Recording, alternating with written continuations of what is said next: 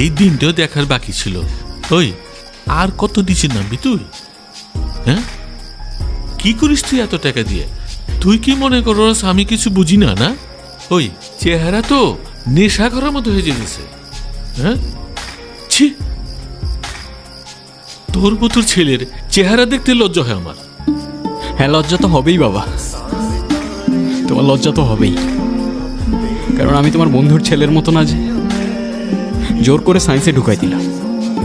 আমার ইন্টারেস্ট নাই বাবা, আমি তোমার বন্ধুর ছেলে না, আমি তোমার ছেলে।